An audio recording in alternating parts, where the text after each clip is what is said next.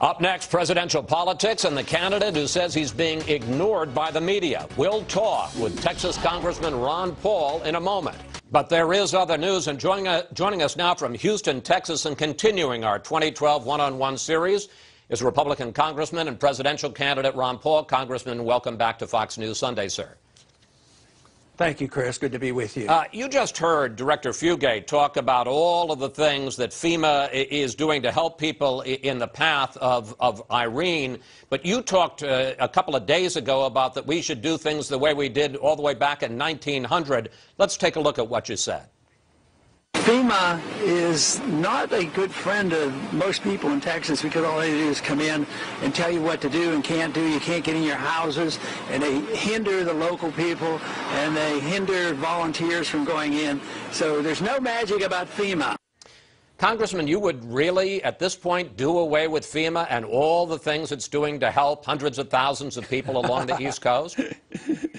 Have you ever read the reports that came out of New Orleans and all those wonderful things they did, giving checks to people who didn't even live there, sending in hundreds of millions of dollars worth of trailers that they had to junk because they didn't meet FEMA standards? No, it's a system of bureaucratic central economic planning, which is a policy that is deeply flawed.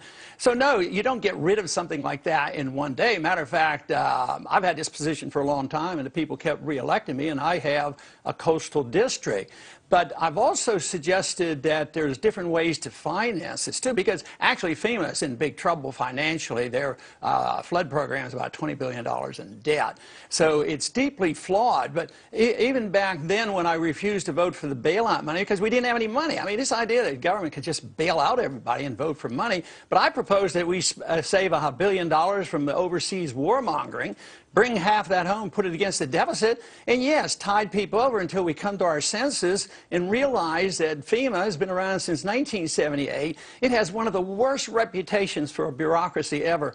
I win elections because I fight for the constituents to overcome the bureaucracy. You can't imagine how many calls we get because FEMA's getting in the way and they can't get their checks, they can't get their bailout. Then these checks go to, contractors. And the contractors and the people don't end up with the money. The contractors end up with the money, sometimes in no-bid contracts. So it is anybody who wants to defend this department and this agency, they have a tough argument to argue for. So briefly, Congressman, I assume that if the administration comes, because as we say, FEMA's running out of money, it's the end of the fiscal year, and they may have a lot of costs right now. I assume if the Obama administration comes and asks for an emergency funding bill for FEMA, you're a definite, you're a definite no. Well, where would the money come from? We don't have any money. What are you going to do? Go hat in hand to China and borrow the money? But I would consider what I just said because I have precise beliefs in what we should do, and I want to transition out of this dependency on the federal government. But I would say, yes, Obama, you want $1 billion? Cut $2 billion, quit that war in Libya that is undeclared and unconstitutional. Bring those troops home, save $2 billion, put $1 billion against the deficit, and yes, tide our people over. I mean, we've conditioned our people that FEMA will take care of us and everything will be okay. But you try to make these programs work the best you can, but you can't just keep saying, oh, they need money. Well, we're out of money. This country is bankrupt. So this idea that the bleeding heart will say, well, we have to take care of them.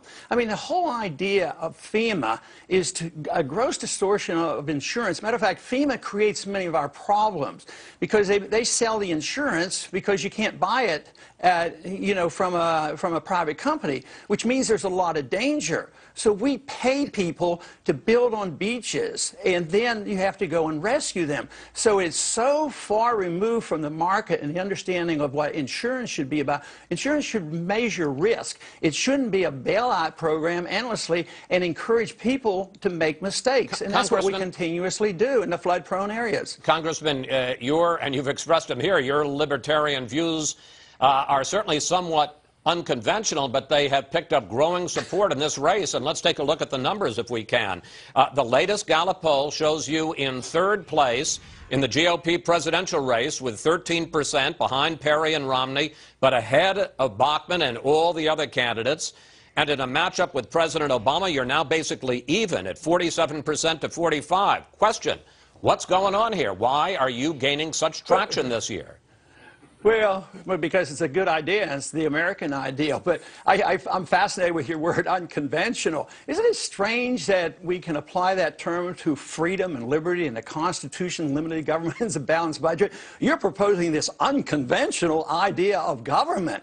Well, I think you're right about it. Today, under today's circumstances, it has been unconventional probably for about 50 years. But right now, the Tea Party movement and the independents in this country and the people who are caring about our bankruptcy, they think that what we've had is unconventional with regards to our Constitution and the principles of liberty. So yes, people are waking up and they're saying, yeah, Ron Paul's right. Why are we fighting all these undeclared war? And why do we have a Federal Reserve that bails out the rich and dumps on the poor? And why is it that deficits don't really matter and politicians just stand around and talk that they're going to nibble away at a budget deficit that's 10 years out? So no, this is a very popular philosophy, and it's not my philosophy. It's the philosophy of the Constitution. It's the philosophy of liberty, private property rights, and not dependency on government. That is the big thing. People are supposed to assume some responsibility for themselves in a free society. Congressman, I want to explore what your goal is in this campaign, and I want to read from an interesting profile of you in the latest issue of Time magazine. Let's put it up on the screen. As presidential contender, Paul remains an extreme long shot, but as prophet, he is still defining the GOP race.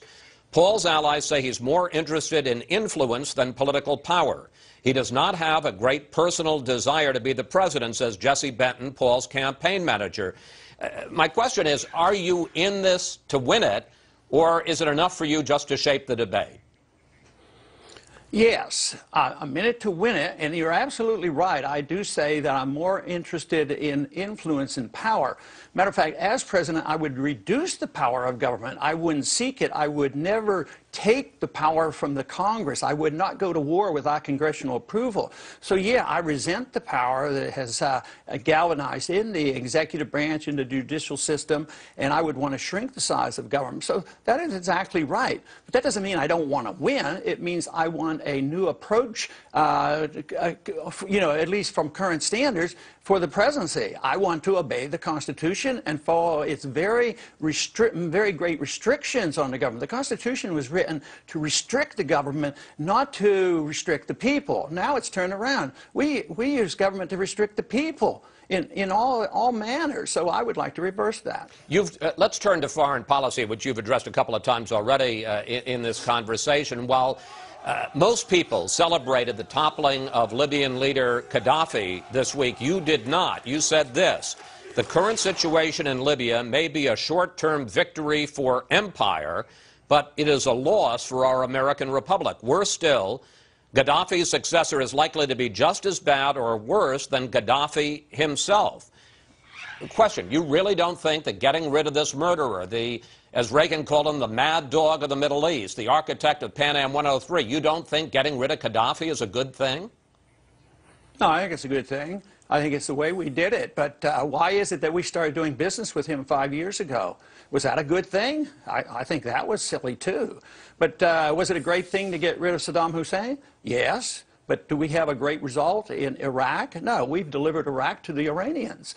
So I would say long-term consequences are very, very important. We have no idea what's going to come out of Libya. I'm very skeptical. But maybe it'll be a miracle and everybody will be wonderful and they'll have Western democracy and everybody will be pleased. But I'm predicting that's not going to happen because they've already said troops are needed now to maintain order. Nobody even knows who the rebels represent. And there's good evidence that the Al-Qaeda is there. So we may be delivering Al-Qaeda another prize. They'll be in Libya. They weren't there before.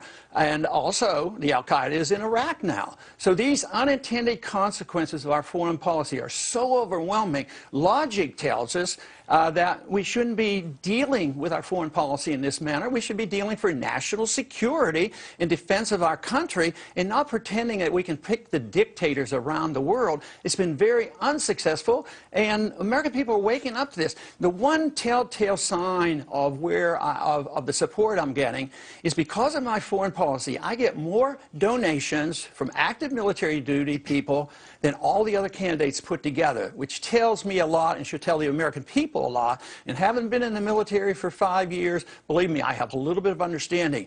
In the 1960s, I wasn't anxious for Johnson to expand the war in Vietnam. There's no way I was encouraging that. Military people want to defend this country, but they don't want perpetual war when they're undeclared and you don't see the end and you don't know who the enemy is, and there's too many restrictions on how they retaliate against the enemies, and they get tired. Our guard units are over there. Our guard units should be here taking care of us when we have floods. But no, they're overseas, and the military is worn out. It's time for a change. If for no other reason, we're flat out broken. We can't afford the empire anymore. I'm sorry to interrupt. I've got a couple of more questions I want to ask you, and we're running out of time. You are a disciple of what's called the Austrian School of Economics. What is that, briefly? And what would economists like Ludwig von Mises and Friedrich Hayek, who were two of the leaders of the Austrian School of Economics, what would they say is the right way to deal with boosting the economy now and with dealing with our national debt? Well, they asked Mises that one time. They were having runaway inflation in Austria. It's Austrian economics because the main leaders of the school came. They escaped. They were mostly Jewish, and they came over here to escape Nazism. And they asked him once, at the height of a crisis like this, and there was a bit more inflation, and they said to Mises, what would you do? And he said, I'd resign. In other words, take your hands off of it. Let the people take care of it. Let the people who have lived beyond their means, let them go bankrupt. Let the liquidation occur. Get rid of the malinvestment like we did in 1921. We recovered. It's not even hardly in our textbook about the Depression of 1921, which was a natural consequence of the inflation for World War I. So we want our hands off. The Depression lasted 17 years because we wouldn't do that.